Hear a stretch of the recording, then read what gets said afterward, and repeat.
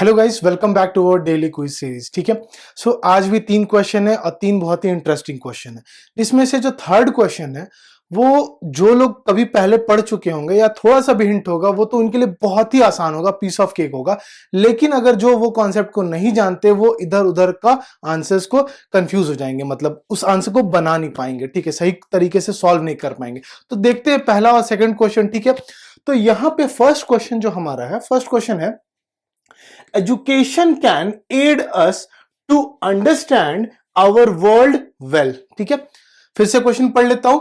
Education can aid us to understand our world well. अब यहां पे लोगों का अलग अलग तरीके का आंसर आ रहा था। ठीक है, लेकिन जो सही आंसर था अभी तक किसी ने नहीं दिया। ठीक है, अभी तक किसी ने नहीं दिया, तो आई होप कि अब जो मैं समझाने जा रहा हूं उसे आप समझोगे। ठीक है, तो देखो, एड जनरली क्या है? एड का यूज जनरली हम लोग नाउन के तरह करते हैं। ठीक है, जैसे हम बोलेंगे फॉरेन से एड आया, फॉरेन एड। ठीक है, तो एड का जनरली यूज नाउन की तरह करना चाहिए। हाँ, लेकिन ग्रामर क्या बोलता है? ग्रामर बोलता है कि अगर आप एड का हेल्प यूज, ठीक है, वर्ब की तरह करना चाहते हो तो उसका 3 मीनिंग आना चाहिए। अगर एड का यूज आप वर्ब की तरह करना चाहते हो तो इसका मीनिंग आना चाहिए या तो डेवलप, या तो रिकवर, या तो ग्रो। ठीक है, तो डेवलप, रिकवर या ग्रो, अगर ये 3 वर्ड अगर एड का मीनिंग आ रहा है ना तो ही आप एड को एज अ वर्ब यूज कर सकते हो, अदरवाइज आपको इसका यूज नाउन की तरह करना पड़ेगा। ठीक है, तो यहां पे सही में आंसर इसको अब इसको ठीक करने के लिए हमें क्या करना पड़ेगा? एड के जगह पे आपको यूज करना पड़ेगा हेल्प।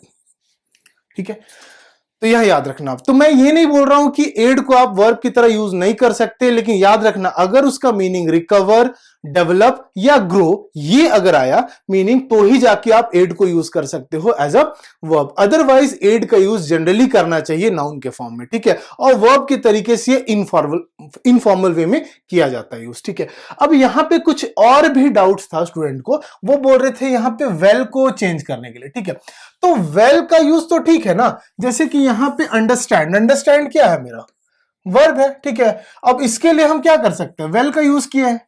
ठीक है, I understand this chapter properly well, आप यूज कर सकते हो, एडवर्ब ऑफ मैनर का यूज कर सकते हो। इसको कंपैरेटिव बनाने का जरूरत क्या है? ठीक है, तो यहां सेंटेंस में गड़बड़ क्या था? गड़बड़ सिर्फ ये था कि एड के जगह पे हेल्प यूज करना चाहिए। ठीक है, क्यों? क्योंकि एड का यूज आप नाउन की तरह ज्यादा यूज करते हैं, वर्ब की तरह कम करते हैं। वर्ब की तरह तब यूज करना चाहिए जब इसका मीनिंग रिकवर, डेवलप या ग्रो के सेंस में आता है। ठीक है, नेक्स्ट क्वेश्चन देखते हैं, क्वेश्चन नंबर 2।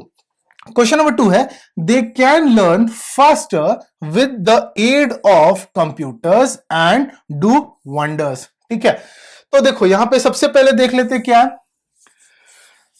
दे मेरा सब्जेक्ट प्लूरल है तो यहां तो कोई गड़बड़ नहीं है, ये ठीक है। अब यहां पे स्टूडेंट्स का पहले आंसर बता दे रहा हूं, फिर और भी डाउट्स जो स्टूडेंट्स के आ रहे थे उससे मैं देख लेता हूं। देखो सबसे पहले क्या है, यहां फ्रेज यूज किया गया है विद द एड ऑफ। तो अगर आप यूज करते हैं phrase with the aid of, तो यहां पे एड किस तरह से यूज किया जा रहा है? ये एड नाउन की तरह यूज किया जा रहा है। क्यों? क्योंकि इसके पहले आर्टिकल द है, और आर्टिकल द किसके पहले यूज करते हैं?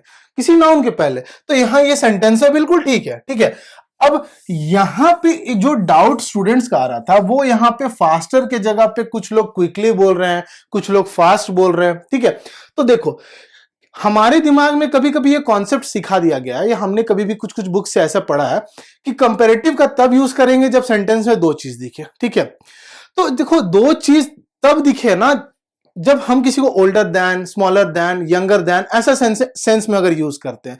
तो जब हम किसी को एक अच्छा बता रहे, एक को खराब बता रहे, या एक को खराब एक को अच्छा बता रहे।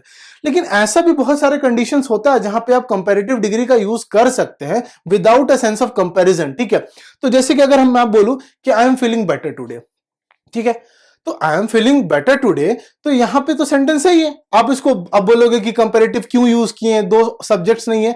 तो कुछ ऐसे ग्रामर के रूल्स हैं जो ये बात बोलते हैं कि कंपैरेटिव का टोन किसी कंडीशंस में बिना दैन का और बिना 2 सब्जेक्ट के बजाय भी किया जा सकता है। ठीक है, तो यहां फास्टर गलत नहीं है। जैसे अगर कोई क्वेश्चन पूछा how to learn faster, how to learn fast भी सही है, ठीक है, लेकिन how to learn faster, how to develop your skills faster, तो ये सेंटेंस सही है, इसमें कोई ग्रामेटिकल एरर नहीं है, ठीक है। तो इसलिए यहां फास्टर को गलत नहीं बोला जाएगा, ये ठीक है। हाँ, अगर आप क्विकली लगाना चाहते हैं तो क्विकली लग सकता है, लेकिन ये फास्टर जब गलत नहीं है तो इसे इंप्रूव क्यों करना, ये ऑलरेडी सही है, ठीक है। तो अब यहां से क्या सीखे आप, इस कॉन्सेप्ट से, ये वाले से, दो क्वेश्चन से सीखे कि एड का यूज जनरली नाउन की तरह किया जाता है, वर्ब की तरह कब करेंगे, जब इसका मीनिंग डेवलप, रिकवर या ग्रो के सेंस में आए, और एक फ्रेज होता है विद द एड ऑफ, ठीक है, जब इसके बाद प्रीपोजिशन ऑफ आता है, इसका जनरली एक नाउन की तरह यूज किया जा रहा है। तो ये सेंटेंस बिल्कुल ठीक है, इस सेंटेंस का आंसर हो जाएगा नो एरर, और फर्स्ट वाला का हो जाएगा एड की जगह पे हेल्प। अगर इसके बाद भी अगर आपको कोई डाउट है तो कमेंट सेक्शन आपके लिए हमेशा खुला है, आपसे हम हमेशा बात कर सकते हैं इस चीज पे, अगर ग्रामर को किसी चीज को लेकर डाउट है तो, ठीक है। सिर्फ ग्रामर रेस्ट्रिक्टेड नहीं है, ग्रामर में बहुत सारे चीज आपको जानना पड़ता है। होता क्या, अगर आप फॉर एग्जांपल पैरामाउंट की बुक उठा के पढ़ रहे हो तो उसमें कुछ पढ़े, उसके हिसाब से अपना थ्योरी डेवलप कर लिए, जजमेंट कि बस इतना ही है। अगर आपने अरिहंत का बुक उठा के पढ़ा तो उससे सोच लिया कि इतना ही है, ऐसा नहीं है, ठीक है। आपको 4 5 6 अच्छे बुक्स पढ़ने होंगे, आपको बहुत सारा प्रैक्टिस करना पड़ेगा, अपने टीचर से पूछना पड़ेगा, तो जाके स्किल डेवलप होता है। एक बुक के बेसिस पे आप अपने किसी एडजेक्टिव के चैप्टर को जज नहीं कर सकते, ठीक है। तो चलो आते हैं हमारे नेक्स्ट क्वेश्चन पे। हमारा नेक्स्ट क्वेश्चन क्या देखते हैं। हमारा नेक्स्ट क्वेश्चन बहुत ही इजी क्वेश्चन है, ठीक है। अगर आप ये जानते हो तो बहुत ही आसान है, अदरवाइज इसमें आप एकदम कितना भी दिमाग लगा लो आप हमेशा गलत आंसर चूज करोगे, ठीक है। तो ये या तो 2 सेकंड वाला क्वेश्चन है, या तो आप 5 मिनट भी सर पटकते रह जाओ, आपको ये क्वेश्चन का आंसर नहीं समझ में आएगा, ठीक है। तो देखो गड़बड़ क्या, गड़बड़ इसमें सिर्फ ये है, पहले एक बार क्वेश्चन पढ़ लेता हूं।